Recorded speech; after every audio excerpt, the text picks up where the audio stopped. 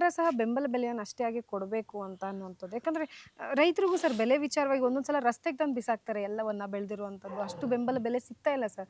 ಅದಕ್ಕೆ ಇದಕ್ಕೆ ಸರ್ಕಾರದ್ದು ಎಲ್ಲ ಒಂದು ಪಾತ್ರ ಇದೆಯಲ್ಲ ರೈತರು ನಾನು ಅನ್ನೋದಕ್ಕೆ. ಯಾವಾಗಲೂ ಇದು ನಾನು ಮಾತಾಡೋದು ತಪ್ಪು ಅಂತ ನನಗೆ ಅನ್ನಿಸ್ತದೆ. ಆದರೂ ಕೂಡ ನಿಮಗೆ ಪಾಠ ಮಾಡುವಾಗ ಸ್ಕೂಲ್ನಲ್ಲಿ ಮೇಷ್ಟ್ರು ಇವತ್ತು ಈ ಪೀರಿಯಡ್ ಇದೆ ಮಕ್ಕಳಿಗೆ ಈ ಸಬ್ಜೆಕ್ಟ್ ನಾನು ಹೇಳ್ಕೊಡ್ತಾ ಇದ್ದೀನಿ ಅಂತ ಅವ್ರೇನು ಮಾಡೋರು 2 ದಿವಸಕ್ಕೆ ಮುಂಚೆ ಅದನ್ನ ಬೈ ಹಾರ್ಟ್ ಮಾಡು.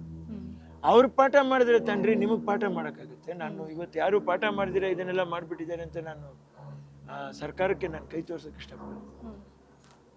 ಕೃಷಿ ಅಂತಕ್ಕಂಥದ್ದು ಏನು ಇವತ್ತಿರೋ ಪರಿಸ್ಥಿತಿನಲ್ಲಿ ಸರ್ಕಾರನೂ ಕಳ್ಕೊಳಕ್ಕಾಗಲ್ಲ, ಜನನೂ ಕಳ್ಕೊಳಕ್ಕಾಗಲ್ಲ.